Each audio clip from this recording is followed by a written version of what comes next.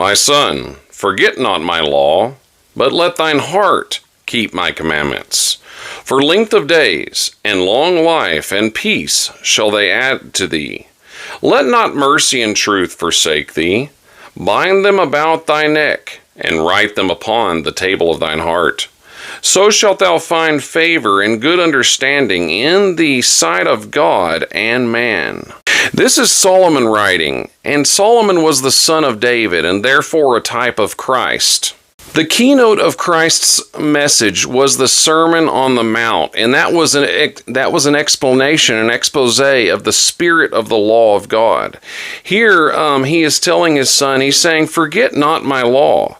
And also he says, let your heart keep my commandments. It's very important that he says heart, because that's where God is that's where he's interested in our obedience coming from. That's where the battleground is, brothers and sisters, is our heart. Satan is constantly trying to get our heart. Jesus is constantly wooing us and calling us to give us our heart. Satan tries to force his way into our heart through temptations, through lusts, and things like that. He gets us trapped through addictions, through different sinful habits and ways of thinking, greed and lusts for power. Jesus calls upon us. He allures us. He says, come unto me, all ye that are laboring and are heavy laden. I'll give you rest.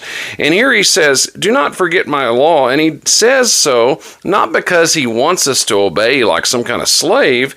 He wants us to have a long life. He wants us to have peace, length of days. He says that's what the commandment keeping will give to you. And by the way, if it's coming from the heart, that means it's coming out of your life because you love to do it. When you do something from the heart, you're doing it because you love it.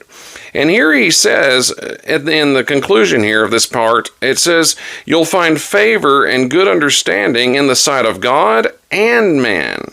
It is said of the child Jesus that he grew in wisdom and stature and favor with God and man. And really, friends, that's what our world is all about. Our duty to God and our duty to our fellow human beings. The 10 Commandments can be divided up that way. The first 4 have to do with our duty to God.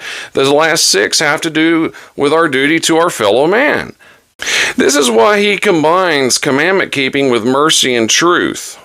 Because you cannot show mercy to your fellow man without automatically keeping the law. What do I mean by that? You're not going to kill, steal, or lie to somebody if you're showing mercy to them. And the law is truth itself, and that's why he's telling them, bind it about your neck. That way you won't forget it if it's around your neck, and write it upon your heart, so it will come about naturally.